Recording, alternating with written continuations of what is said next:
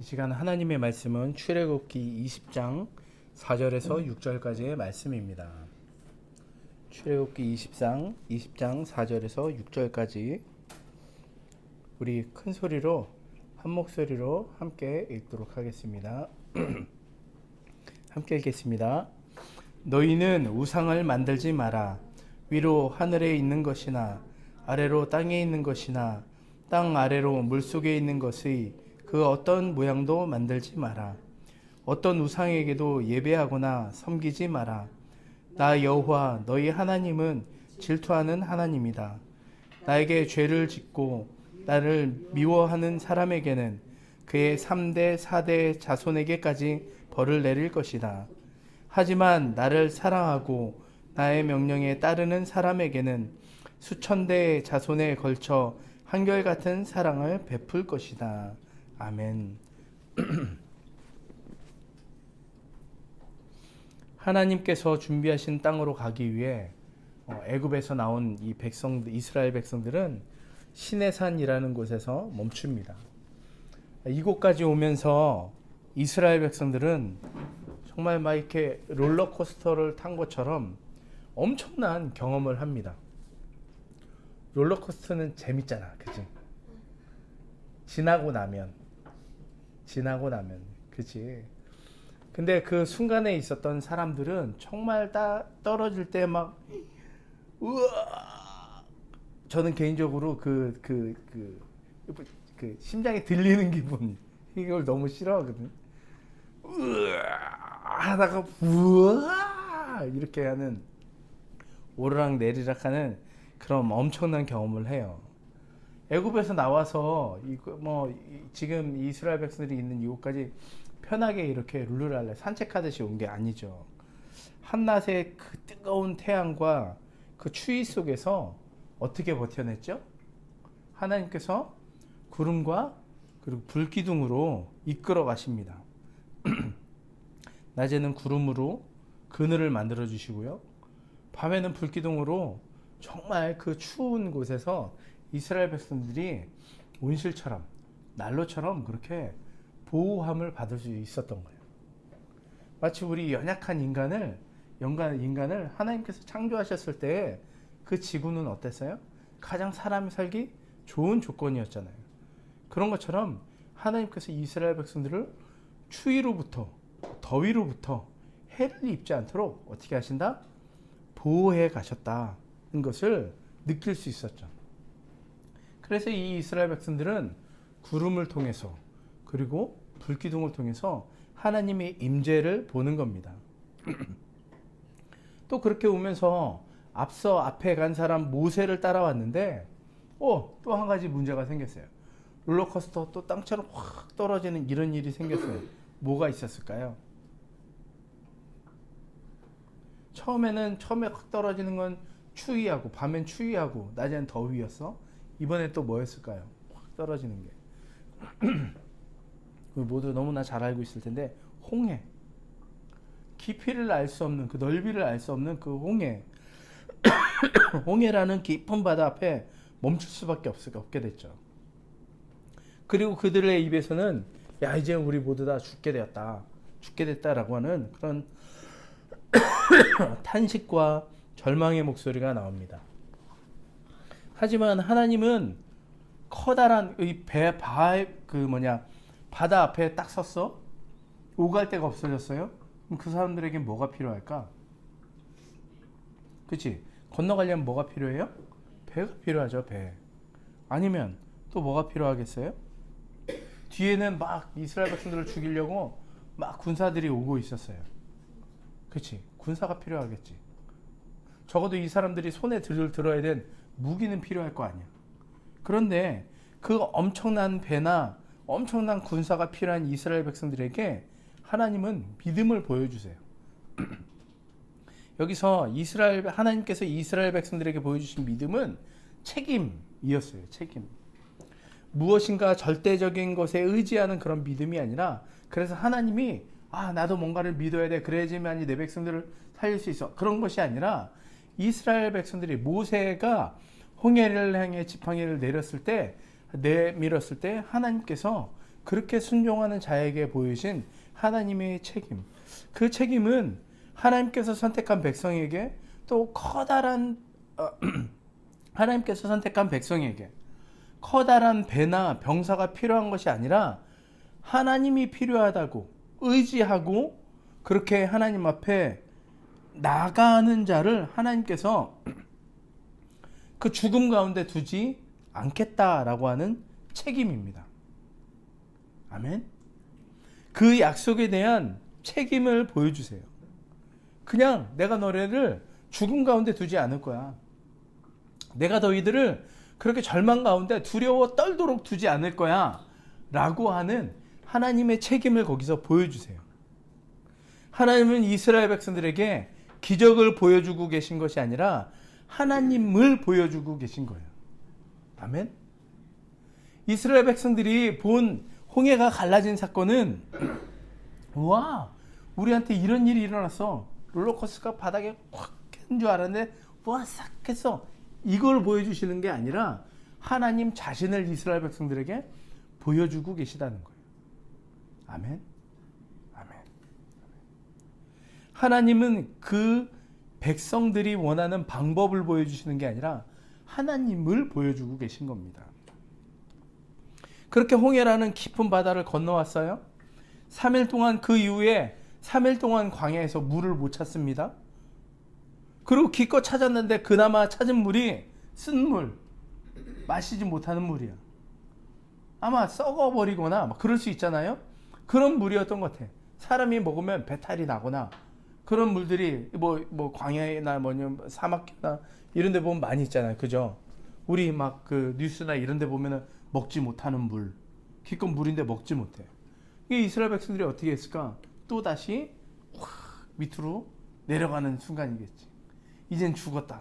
저 바닥에 닿으면 우리는 죽을 거야 라고 했겠지. 그런 이스라엘 백성들에게 하나님께서 어떻게 하시냐면 거기 그 물을 단물로 바꿔주셔. 마실 수 있는 물, 아주 신선한 물로 바꿔주셔. 아마 그 물은 우리가 가만히 생각해 보면은 그냥 조금 좋은 물 정도가 아니었을 것 같아. 정말 최고의 물이었을 것 같아. 제주 삼다수라든가 아니면 엄청나게 좋은 물, 그지? 아주 건강한 물이었을 것 같아요. 그리고 물이 그냥 조금은 아니었을 것 같아요. 그죠? 모든 이스라엘 백성들이 마셔야 되잖아. 그러니까 그 물이 그냥 쫄쫄쫄 있는 그런 물 정도가 아니라 마셔도 마르지 않는 물. 마셔도 마르지 않는 물. 마치 예수님께서 오병이어 사건 가운데 그곳에 모이는 사람들을 줬을 때 물을 뜨고 나면 그 샘은 마르지 않는 샘이 되게끔 만드셨던 겁니다. 그리고 그 뒤에는 이스라엘 백성들에게 만나와 메추라기를 주세요. 만나와 메추라기. 애굽에서 배불리 먹던 시절을 추억하면서 배불리 먹어봤자 얼마나 먹었겠어, 그지? 거기 그렇잖아요. 거기서 노동하던 사람들인데 뭐 배불리 먹어봤자 얼마나 먹겠습니까? 어쨌든 그렇게 푸념하고 있을 때 그렇게 이스라엘 백성들이 서로 모여서 우리가 거기서 이렇게 먹었는데 거기서 이렇게 했는데 라고 할 때 그런 얘기를 할 때 황량하게 지난 저녁까지 황량해서 아무것도 건질 수 없는 그런 황량한 땅에서 성경에 보면 하늘에서 비처럼 양식을 넉넉히 내려주세요. 넉넉히. 그냥 넉넉히 정도가 아니라 고기? 너네 고기 먹고 싶다고? 알았어. 내가 너네 이에 끼도록 먹여줄게. 그래서 정말 이스라엘 백성들이 이에 끼도록 너네 애굽에서 먹던 거 애굽에서 그 조금씩 먹던 거 그걸 너네들 기억하면서 그걸 배불리 먹었다고 그래? 알았어. 그러면서 하나님께서 이거 성경에 있는 얘기야. 이에 끼도록 먹여주마. 아주 다 알아요. 이에 끼도록 먹게 해주마. 그 뒤에 어떻습니까? 반석에서 물이 나오게 하시고요. 그리고 아말렉과의 전투가 있었어요. 아말렉 족속들과의 전투가 있었어요. 거기서도 싸움을 크게 하십니다. 그때 어떻게 이겼지? 이스라엘 백성들이? 모세가 양팔을 들고 팔을 들고 있으면 이기고 팔을 내리면 진다. 팔을 내리면 진다는 것을 이스라엘 백성들은 어떻게 됐어요? 알게 됐어요. 이스라엘 백성들은 알게 됐어요. 그런데 그게 엄청난 효험을 있어서 광선을 쏘듯이 해갖고 이긴 거예요. 팔 딱 벌리고 있을 때 이스라엘 백성들이 막 이기는 게 어디서 막 광선이 나가. 그래서 막 적들을 막 물리쳐. 그렇게 한 겁니까? 뭔가 이게 효험이 있어서? 아니죠. 보여주는 겁니다. 뭘 보여주는 걸까요? 하나님을 보여주는 거예요. 하나님의 임재를 보여주는 거예요. 하나님의 임재를. 그런데 그렇게 할 때마다 하나님께서 이스라엘 백성들에게 끊임없이 계속 얘기하시는 게 뭐냐면 내 율법과 규례를 지키면 내 율법과 규례를 지켜야 한다. 끊임없이 연약하고 정말 어리기만 한 이스라엘 백성들에게 하나님께서 하시는 말씀이 뭐냐면 내 율법과 규례를 지키면 내가 너희들하고 함께 있을 것이다. 내가 너희와 함께 너네들 보호할 것이다. 너희와 함께 동행할 것이다 라고 하는 것을 끊임없이 계속해서 말씀하고 계십니다. 계속. 아까 그 쓴물이 단물이 된 사건 있잖아요. 그 이후에도 보면 율법과 계명을 그들에게 주시면서 너희들이 이걸 지켜야 돼라고 계속 이스라엘 백성들에게 말씀해 주는 겁니다. 그러니까 율법과 계명을 지킴으로 인해서 우리는 누구를 본다? 하나님을 본다는 거예요. 율법과 계명을 지키는 게 단지 나를 만족시키거나 내가 성도로서의 삶을 그냥 만족해 하거나 그렇게 하는 것이 아니라 율법과 계명을 지키는 것은 누구를 볼 수 있는 것이다? 하나님을 볼 수 있는 것이다. 하나님의 임재를 볼 수 있는 것이다. 하나님의 통치를 볼 수 있는 것이다. 하나님의 동행하심을 어떻게 해요? 볼 수 있는 것이다. 우리가 지난주에 함께 봤던 첫 번째 계명이 뭡니까? 너는 나 외에는 다른 신들을 내게 두지 말라. 여러분, 사람은요, 그가 가지고 있는 문제를 해결할 수 있다고, 해결할 수 있는 능력이 있다고 생각하는 그 존재를 믿음의 대상으로 만들고 싶어 합니다. 그게 사람 본능이에요, 본능. 내가 해결할 수 있는 문제, 내가 해결할 수 있는 문제가 아니라 내가 해결할 수 없는 문제를 누군가가 해결해 주면 거기에 의존하고 싶어 하지 않아요. 의도하지는 않아도 그러려는 경향이 있어. 어느 한 문제가 무엇으로 인해서 해소가 된다면 그것을 더 찾게 돼 있어요. 어떤 고민이 나한테 있었는데 누구를 만나니까 그 고민이 내가 해결됐어. 그러면 그 고민거리가 그 다음에 또 어떤 고민거리가 생기면 어떻게 할까요? 하나님 앞에 기도할까요? 안 할까요? 안 하고 그 사람 앞에 가. 저 이거 어떻게 할까요? 이렇게 하는 거예요. 저 이거 어떻게 할까요? 조금만 무슨 문제가 생기면, 여러분 참 안타까운 얘기이지만 연초가 되면 교회 다니는 사람들이, 적지 않은 사람들이 점집에 간다고 해요. 점 보러 간다고 해요. 무당 앞에 가는 거야. 왜 그럴까요? 왜 그럴까요? 그렇지. 궁극적으로 보면 마음을 편안하게 하기 위해서예요. 아무리 엎드려서 40일 며칠만 이렇게 기도하고 새벽마다 특별 새벽 기도다 뭐다 해갖고 막 그렇게 했고 하는데, 아무리 그렇게 기도해도 하나님은 묵묵부답, 답이 없으신데 점집에 가면 어떻게 하라고 속 시원히 알려주거든요. 우리 딸의 결혼의 문제가 어떻게 될까요? 어디서 지인이 나타날 거야 하면서 점점 믿음을 주거든. 어떻게 해 하면 막 이렇게 어떻게 하라고 얘기하거든. 그러니까 낑낑거리고 기도하느니 점집 가면 한 번에 알게 된다고 믿고 가는 거예요. 요즘은 또 양심은 있으니까 거기까지는 못 가고 인터넷으로 사주 알아갖고 막 그런 것만 이렇게 듣죠. 그 문제의 해결 방법을 거기에다가 두는 거예요. 근데 그것뿐입니까? 어떤 사람들은 돈에 그 해결 방법을 두고, 사람을 비롯해서 어떤 존재에 두고 높은 잔재에 두는 것. 또 어떻습니까? 아, 이거는 내가 해결할 수 있는데 하니까 그 문제를 가지고 기도한다, 안 한다? 안 한다, 안 한다.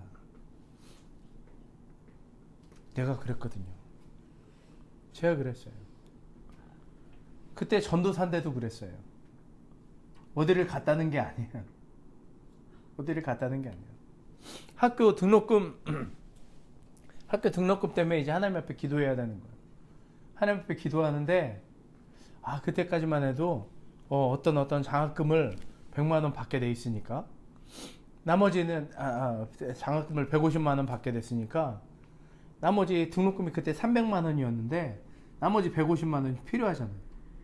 그러니까 하나님 앞에 갖고 기도하고 있는데 어느 날 제가 그렇게 기도하고 있더라고요. 하나님 150만 원 필요합니다. 150만 원은 누가 해주기를 어디서 이제 장학금으로 해결이 됐으니까 하나님 저 이제 150만 원이 더 필요합니다. 어리석은 거죠. 150만 원은 내가 해결했다고 보는 거예요. 필요한 것만 하는. 근데 생각해보면 그때 하나님 앞에 얼마나 회개하면서 울었는지 몰라요. 아닌데요. 하나님 이 모든 것이 누구에게로부터 오는 거예요? 하나님에게서부터 오는 건데 내가 나의 필요만 하나님 앞에 구하는 거예요. 하나님께서 이것을 해결해 주지 않으시면 저는 아무것도 할 수 없습니다 라고 하는 그런 고백이 나가야 되는데 그러지 않고 하나님 나는 이거는 내가 채워졌으니까 나의 또 이건 채워질 거니까 나머지 하나님 앞에 하나님께서 나에게 주시면 돼요 라고 하는 그런 어리석은 기도를 제가 하고 있더라고요. 어떻습니까? 나에게 다른 신이 생긴 거예요. 하나님과 공존하는 나 자신이라고 하는 그런 다른 신이 생겨버린 거예요. 얼마나 회개하면서 울었는지 몰라요. 이게 왜 그럴까요? 그런 것들은 눈에 보이니까 아까 얘기했던 것처럼 더 쉽게 신뢰가 가고 마음이 가는 거예요. 그래서 각자의 방법으로 자신들의 그 불안한 문제를 해결해 주는 존재를 만듭니다. 그것을 위해서 하나님께서 두 번째 계명을 말씀하세요. 두 번째 계명을 좀 함께 읽어볼까요? 우리 함께 읽겠습니다. 너를 위하여 새긴 우상을 만들지 말고 또 위로 하늘에 있는 것이나 아래로 땅에 있는 것이나 땅 아래 물속에 있는 것의 어떤 형상도 만들지 말며 그것들에게 절하지 말며 그것들을 섬기지 말라. 이것은 어떤 종교적인 행사를 위해서 만들어진 어떤 그런 특별한 형상만을 의미하지 않습니다. 나를 보호한다고 생각하는 모든 거예요. 나를 보호한다고 생각하는 모든 것. 출애굽한 이스라엘 백성들이 시내산에 있을 때 산으로 들어간 모세가 나올 기미를 보이지 않습니다. 그러니까 어때요? 슬슬 불안해져요. 그래서 아론에게 그 리더십인 아론에게 얘기를 합니다. 우리를 위해 인도할 신을 좀 만들어 주세요. 라고 얘기를 합니다. 너무 웃기지. 인도할 신이래. 자기를 인도할 신을 만들어 달래. 그 신이 고맙다고 해야 되지. 나를 만들어줘서 고마워. 이렇게 해야 되는데. 근데 어쨌든 그렇게 신을 만들어 달라고 얘기를 합니다. 그래서 아론이 어떻게 해요? 너네들에게 금장신구 다 가지고 와. 라고 그렇게 얘기를 합니다. 금장신구 가져와. 그래서 칼로 새기고 빚고 그렇게 해서 만들어서 송아지 형상을 만들어 놓고 그 형상에게 뭐라고 얘기해요? 이는 너희를 애굽 땅에서 인도해낸 뭐라고요? 너희의 신이다. 애굽 땅에서 인도해낸 너희의 신이래요. 너희 신이에요. 자, 그거 사람들이 그걸 보고 어떻게 합니까? 막 즐거워합니다. 그 앞에서 춤추고 뛰고 막 난리가 납니다. 어때요? 분명 아론은 그것에 대해서 너희를 애굽 땅에서 인도해낸 너희의 신이야. 라고 얘기했죠. 그냥 이거는 다른 신이야 라고 얘기하는 게 아니라 지금 너희를 애굽 땅에서 인도해낸 너희의 신이다 라고 얘기를 하고 있어요. 분명히 아론은 무지한 거예요. 영원하고 무한하신 하나님께서 한낱 어떻게 됐어요? 한낱 금송아지가 된 거예요. 한낱 금송아지가 된 겁니다. 사람의 찬양의 대상이 영원하신 하나님께서 조금 전까지 그들의 손에 쥐고 있었던 그 금부치로 바뀌어져 버린 거예요. 바뀌어져 버린 거예요. 하나님을 향한 즐거움과 찬양의 대상이 바뀌어 버린 겁니다. 바뀌어 버린 겁니다. 오늘 본문 5절에 뭐라고 얘기하십니까? 본문 5절 말씀 좀 함께 볼까요? 함께 읽겠습니다. 어떤 우상에게도 예배하거나 섬기지 마라. 나 여호와 너희 하나님은 그쵸, 질투하는 하나님이다. 우상은 하나님을 향한 우리의 시선을 가로막아요. 하나님을 향한 우리의 시선을 가로막습니다. 하나님을 보지 못하게 하고 듣지 못하도록 그렇게 만들어 버리는 거예요. 우상이 그래요. 하나님을 까먹게 만들어 버립니다. 동산에 혼자 있는 여자에게 뱀이 찾아가서 뭐라고 얘기하죠? 선악과에 대해서 물어봅니다. 그 뱀은 여자에게 선악과에 대해서 그것을 먹으면 어떻게 된다고 얘기해요? 하나님처럼 된다고 얘기를 해요. 죽는다고 얘기 안 해요. 뱀이 여자에게 얘기하는 건 하나님처럼 능력을 갖게 될 거다라고 이렇게 얘기를 합니다.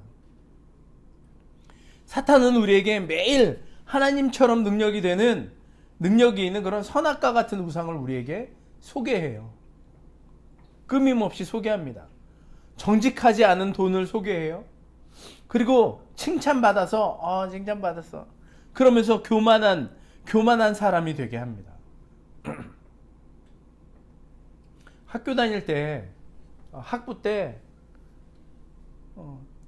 제가 되게 존경하는 간사님으로부터 야 정근아 너는 되게 평안해 보인다 하면서 칭찬을 받았어요. 그 얘기를 들으니까 너무 좋은 거야 기분이. 그러고 나서 막 학교생활 그래 나는 평안한 사람이야. 나는 다른 걸로도 나는 흔들리지 않아. 그래서 막 그러고 있었어요. 근데 어떤 후배가 저한테 어떤 얘기를 하는 걸 툭 얘기를 들으면서 기분이 나쁜 거야. 기분이 나쁜 거야. 뭐라고 얘기했는지 기억이 안 나요. 하여튼 뭐라고 얘기했는데 기분이 나쁜 거야. 그날 집에 와갖고 컴퓨터로 막 이렇게 레포트를 막 쓰고 있는데 그 말이 마음에서 가시질 않는 거야. 나는 이런 사람인데 도대체 얘가 뭔데 나한테 그렇게 얘기를 해. 너무 기분이 막 안 좋은 거야. 그러면서 이렇게 막 보고 있다가 밤늦게까지 페이퍼를 쓰면서 이게 도저히 진도가 안 나갈 만큼 이게 너무 마음이 안 좋은 거야. 그래서 안 되겠다. 이렇게 하느니 덮자. 그래서 이제 일찍 잤어요. 그리고 그 다음날 아침에 일찍 가서 내가 얘한테 한마디 해줄 거야. 내가. 뭔데 나한테 그렇게 얘기하냐. 그러면서 막 이렇게 씩씩거리면서 이러고 있으면 차 타고 이렇게 쭉 학교 가고 있었는데 버스 안에서 딱 나한테 그런 말을 하는 거예요. 너 괜찮냐? 속으로 막 그런 대화를 하는 거야. 너 괜찮냐? 했고 왜? 너 평안하다며. 근데 그 마음 다 어디 간 거야?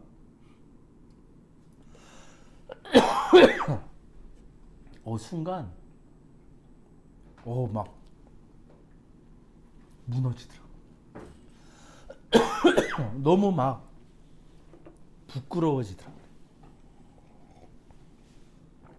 그 칭찬 받고 나서 그 칭찬이 감사합니다 하고 하나님 감사합니다 하면서 하나님께 영광 돌리면 괜찮은데 그냥 그러지 않고 나는 이거를 딱 하나님께 돌려드려야 될 영광을 내가 먹어버린 거예요.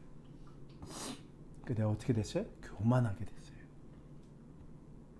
그러면서 가면서 계속 그 차 안에서 속으로 기도하고 그러면서 학교를 갔어요. 학교를 가서 내가 그 친구를 만났을까 안 만났을까? 만났지. 만났는데 그 친구를 만나서 딱 만나기 전까지 계속 기도하고 갔지. 한 제 마음이 이렇게 교만했네요. 그러면서 딱 갔어요. 그래서 그 동아리 방 문을 딱 열고 있는데 그 친구가 딱 보인 거야. 다시 욱 했을까요? 네, 그러지 않고 같이 우리 이제 기도 모임 같이 잘하고 그 친구한테 얘기를 했어요. 이제 학교 여자 후배였는데 아무개야 사실 오빠한테 이런 마음이 생겨서 너에 대해서 되게 좀 분해하는 그런 마음이 있었다고. 용서해줘. 미안해. 그랬더니 그 친구가 퍽 울면서 오빠 미안해요.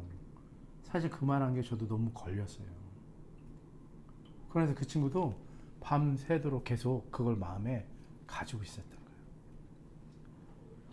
하나님께서 회복시키신 거예요. 아멘. 하나님께서 회복시키신 거예요. 이런 것처럼 그동안에 우리가 추구하며 살았던 하나님의 형상과 모양을 끊임없이 사단은 우리에게 선악과로 바꿔서 가지고 와요. 선악과로 바꿔서 가지고 옵니다. 내가 사는 방법을 하나님이 아니라 눈에 보이는 선악과로 충분하다고 그렇게 착각하게 만드는 거예요. 그것이 바로 내 문제를 해결해 줄 신이 되는 거예요. 믿음의 방향이 하나님이 아니라 만들어진 우상으로 시선을 바꾸도록 계속 그렇게 하는 겁니다. 그런 점에서 두 번째 계명 우상을 만들지 말라라 라고 하는 이 말씀은 첫 번째 계명 너는 나 외에 다른 신들을 내게 있게 말지니라 라고 하는 그 말씀이 계속되는 거예요. 끝나는 게 아니에요. 계속되는 거예요. 여러분, 우리는 하나님을 찬송하기 위해 하나님의 영광스러움을 나타내기 위해 존재합니다. 그래서 우리의 하는 행동과 우리의 품고 사는 이런 마음이나 이런 것들은 하나님의 형상이 우리의 본이 되어야 돼요. 하나님의 형상이 우리가 보고 따라가야 될 그런 교과서 같은 겁니다. 그런 존재가, 그것을 끊임없이 품고 사는 존재가 하나님의 형상과 모양대로 그렇게 살아갈 수 있어요.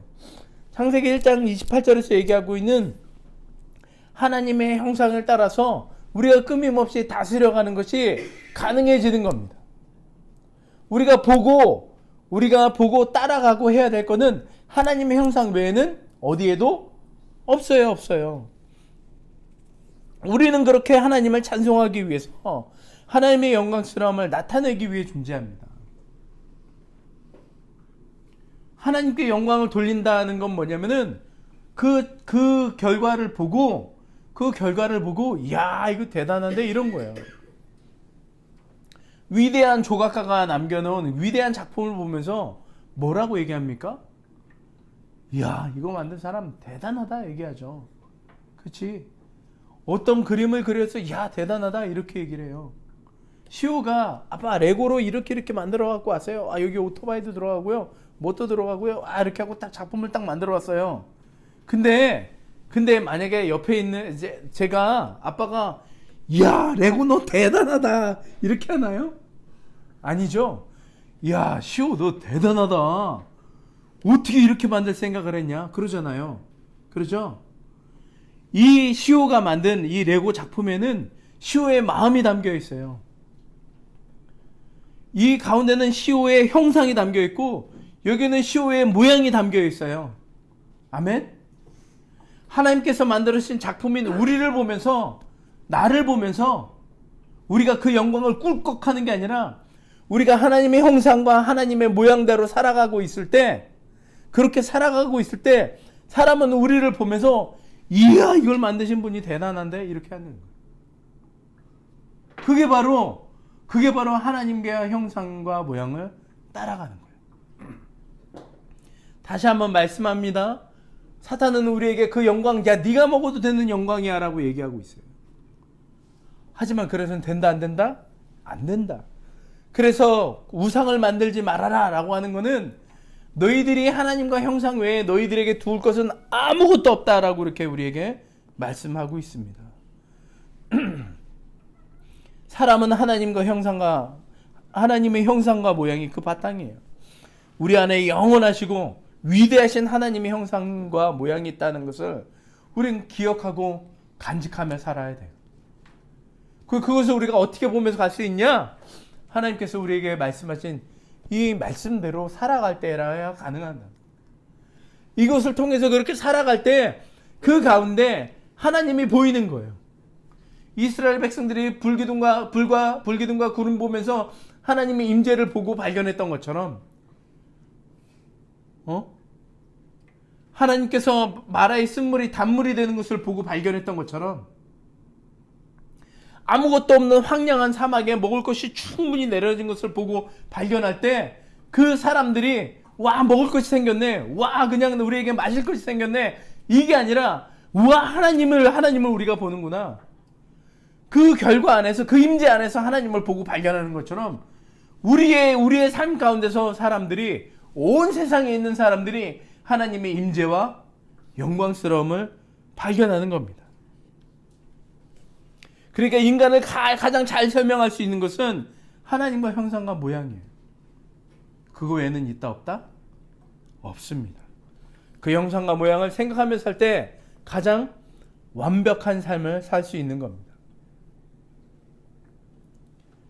그런데 우상을 만들고 나의 마음을 하나님이 아닌 것, 우상에게 두면 하나님과 하나님의 형상과 모양은 우리에게 사라지고 우리의 문제를 도저히 해결할 수 없는 것으로 가득 차게 되는 거예요.